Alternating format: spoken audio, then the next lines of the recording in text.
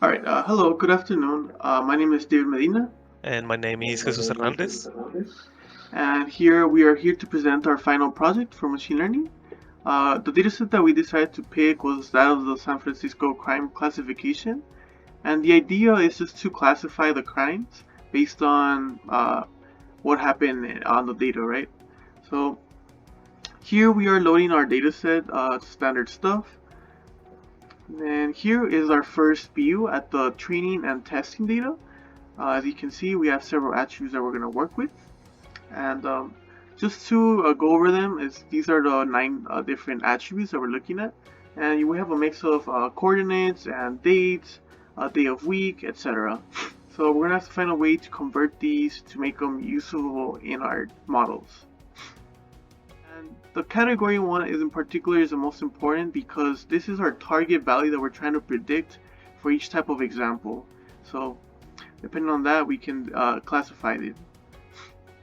And we just plotted here a little example of the number of crimes that happened in different types. And we noticed that the highest one is that of lancery/theft, with other offenses being coming in second and non-criminal coming in third. And we can see that we are kind of working with a unbalanced data set. So here, when it comes to the coordinates, we decided to look at outliers and make sure that these outliers are back in place in San Francisco. So we had to take the mean of all these coordinates that are in San Francisco to try to push them in, and there's no outliers in the data.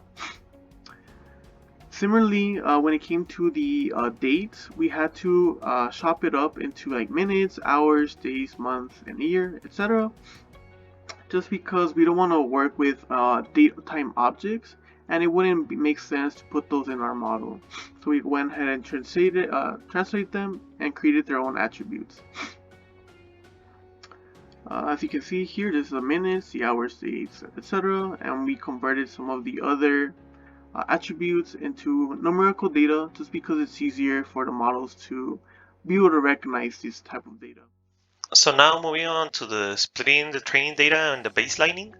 We start by splitting the training data, and by this we mean just dropping the category column from our training dataset, and that will be our new X train.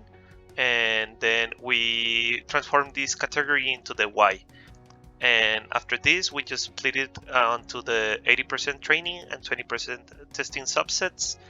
And that is what we will be working on for the most of our models. Here we see them: the X train, Y train, X test, Y test. And now to create our baseline, we just take the majority class, the most common label in the training set, which is the larceny theft counts category, and we take the sample submission file, which is filled just with zeros on all the categories, and we put all of the category on larceny and theft. All of them will be ones, and that will be our baseline since it's the majority class. And after uploading it to Kaggle, we see that we get a score of 27.62, which will be our base. Okay, so now moving on to the model section, we'll be first looking at the random forest classifier. We start with creating the classifier, putting the number of estimators at 40, the mean sample split at 10, and run it through our X train and Y train, fitting it. We see that we get an accuracy on the train dataset of 0.35, and for the test accuracy we get 0.30. We can observe in our confusion matrix that our results may not look that good, but after submitting the predictions to Kaggle, we see that indeed it is a good score. And now when we have a baseline of 27, we now have a score of 2.3, which is much better. We at first on the random forest classifier, we started with a simple decision tree. We got our training accuracy coming at about 80% and our testing accuracy of about 16%. So we decided to use the random forest classifier since it will give us better scores overall than any other single tree could have. Moving on to our second model, we have KNearest Neighbors. So here we decided to try different numbers of K. We first started with 5 and 7 and even 10, but it turns out that 7 is probably the best. Talking about the algorithm that it's going to use and the weights, the type of weights, we decided it's better to just keep them default, which are of course uniform and auto for the algorithm. So we have a training accuracy of 0.36 and a test accuracy of 0.18.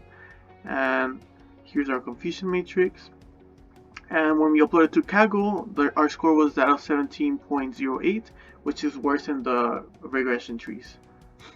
Okay, now moving on to the feed-forward neural network, we start by creating a sequential model. We added different layers to our model. We try to use different optimizers to better our results. We try different laws and different number of units on our dense layers, different types of activations, just to see how our model will perform with different attributes on the sequential model. So after fitting it, we can see a histogram of the loss across the 5 epochs that we put our model on, and we get a validation accuracy of about 0.21%, and the training accuracy will be the same.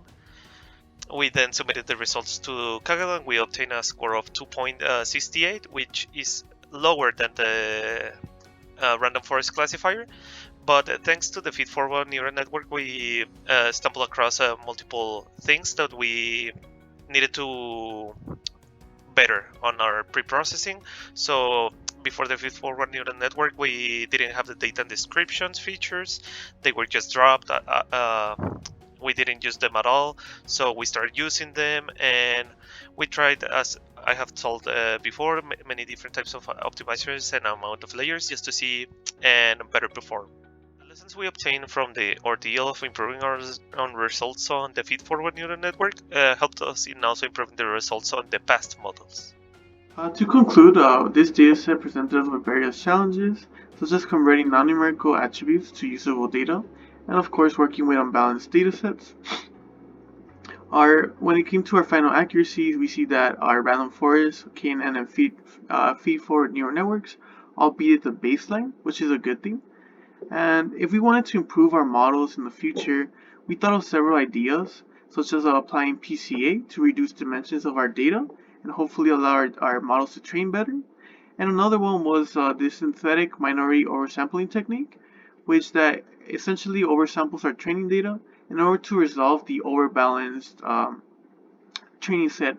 And hopefully all these ideas would be improvement for our models in the future.